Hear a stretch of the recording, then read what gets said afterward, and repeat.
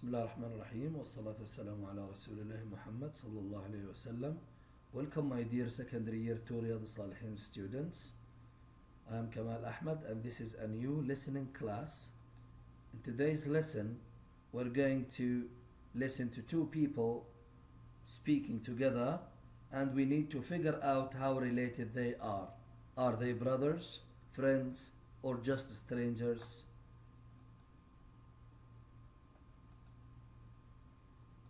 You better have your eyes checked if you don't want to get into serious trouble.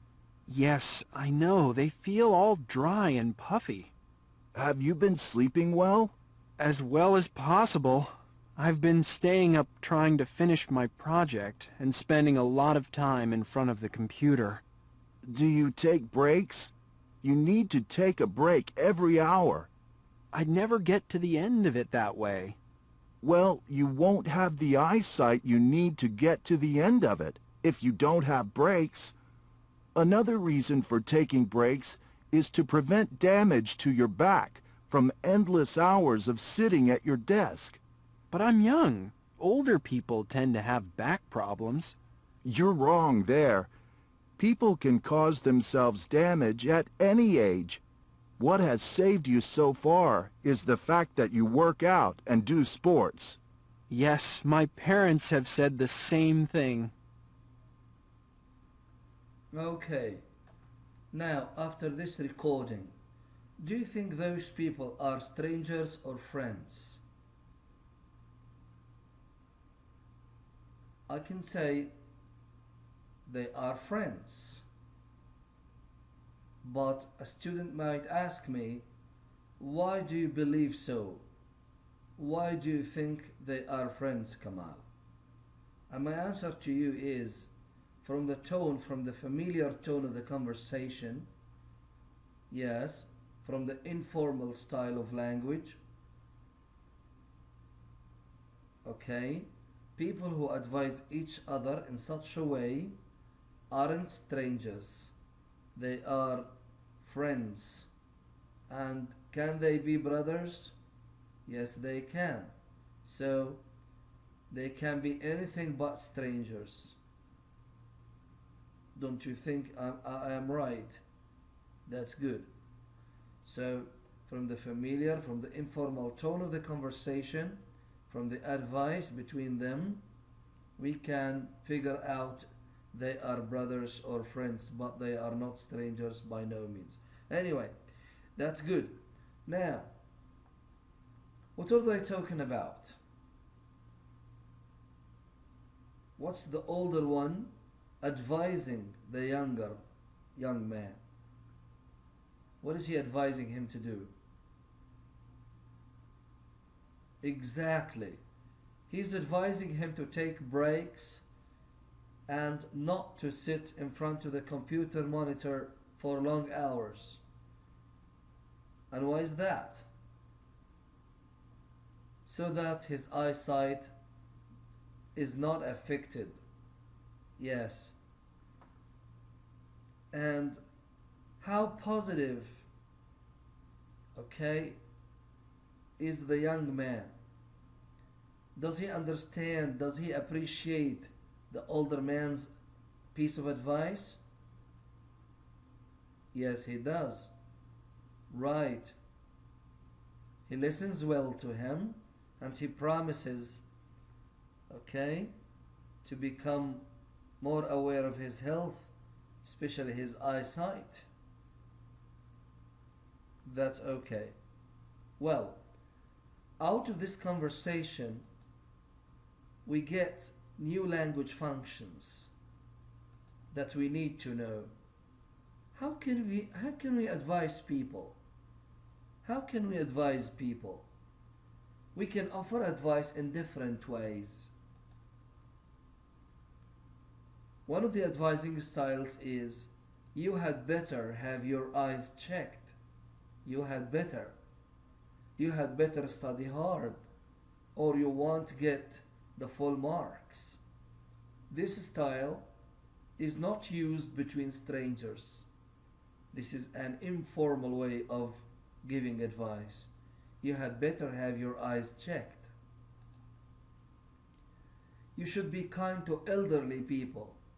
Another form of advice is the use of modal verbs like should. You should be kind to elderly people. You should make the best use of your time. What should you do? Can you tell me?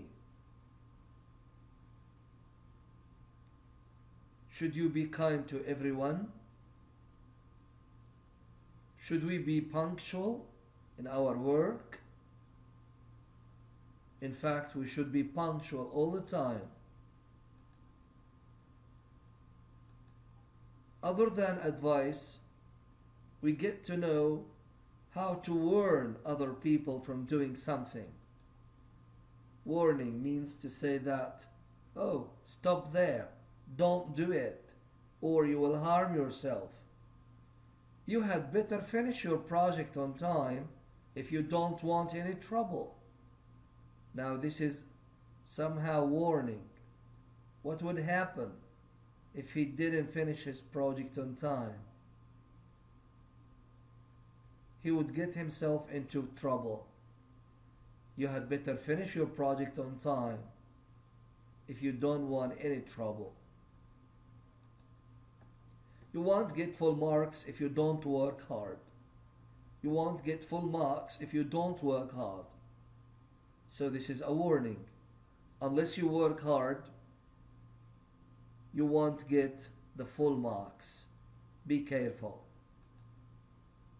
Now, my dear students, I give you a couple of minutes to think of these scrambled sentences. And we just need to unscramble them. How ready are you? Take your time, and when you decide, just tell me.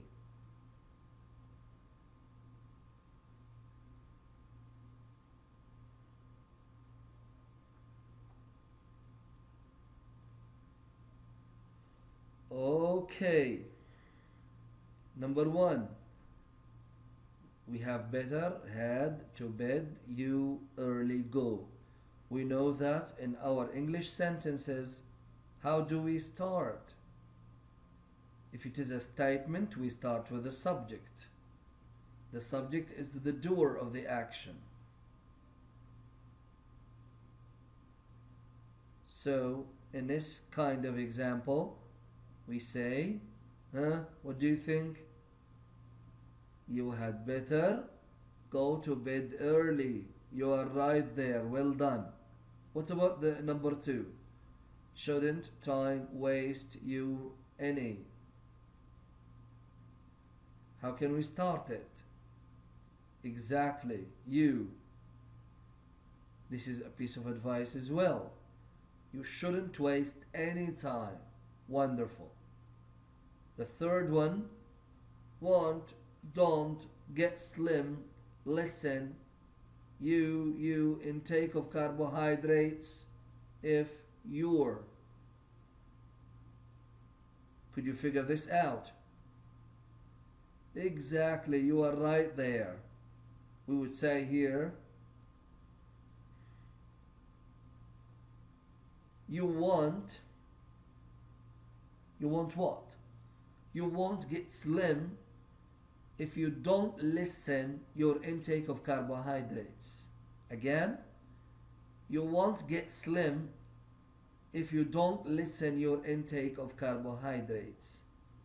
The answers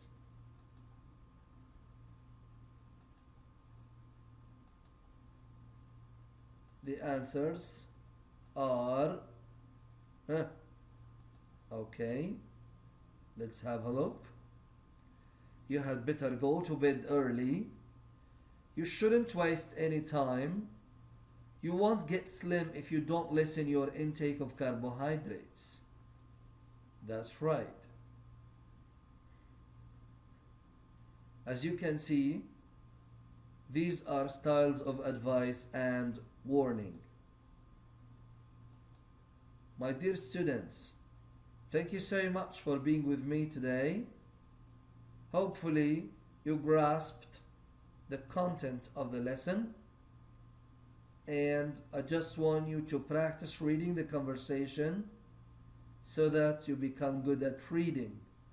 Thank you again, and wait for me in other classes. Goodbye.